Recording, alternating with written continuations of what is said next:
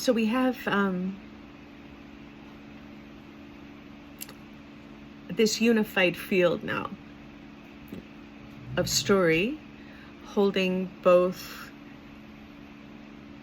medicine and healing and creativity and interconnectivity in community. Because when we tell a story, we're telling it to somebody often, or we write it, we hope that somebody will read it. And if not, that's okay. We're still witnessing ourselves.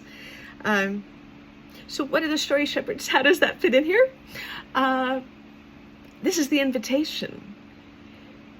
Come to these workshops led by our Northern Irish friends and our British friends, and see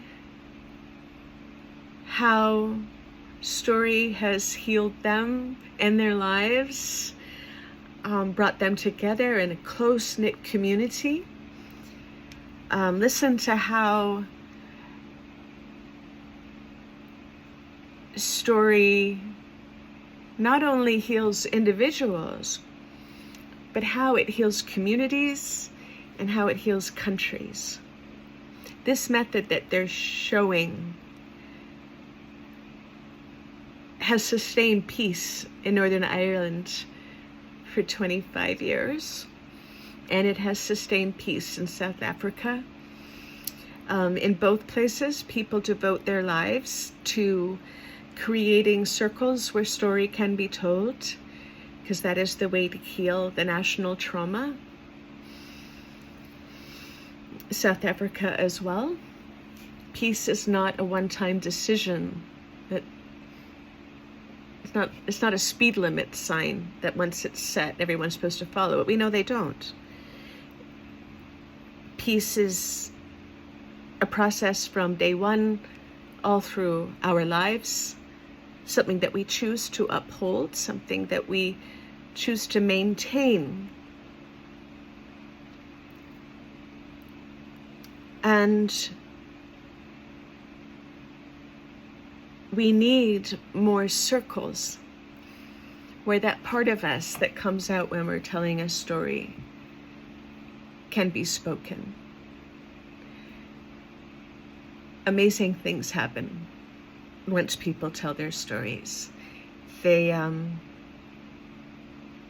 heal in community. Stories that they kept buried in the dark eventually come forward once a safe space has been established. And the stories that we keep silent often are kept silent because of shame and guilt. We think that something that we did or had done to us was far beyond the Overton window of what's okay to talk about. We're worried about bringing each other down, so we don't say it. It has to be said at some point. Not right away, but eventually telling it to somebody isn't just letting it out.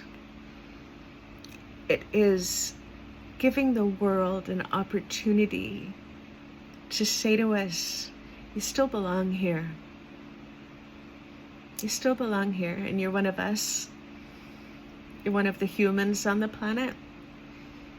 So you don't get to, and you don't have to just hide away this great piece of yourself that can help us understand ourselves as well. There isn't an unlimited list of the things that we keep quiet.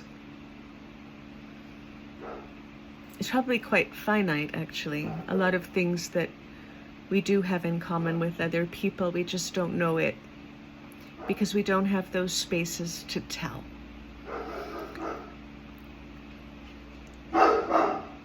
The vision for Story Shepherds is to create these spaces, create them everywhere, create them in prisons, create them in hospitals, create them in schools, create them in business centers, create them in libraries, create them in families, create them in corporations, create them in fire departments, in police departments, restaurants, anywhere where people gather, anywhere that people work side by side but don't know each other because they've never shared their stories.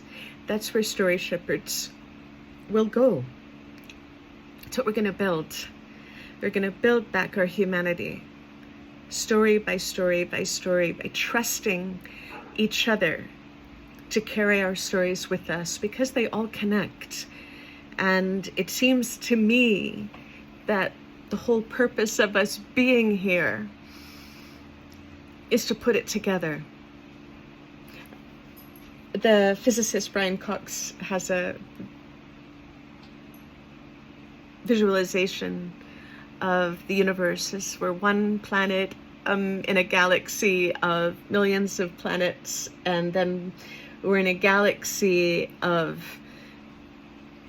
billions of other galaxies, and just how immense it is. And he says, in all of this, there has to be an apparatus.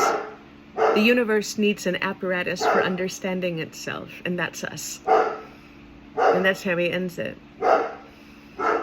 We're not going to understand the universe for itself. We're not going to do our jobs if we only rely on persuasion, arguments, conflict, deflection, projection, silence, PowerPoint presentations, which I love. We're going to do our job of making sense of understanding the universe by understanding how story connects us. And that's what we're going to do, starting with the story shepherds.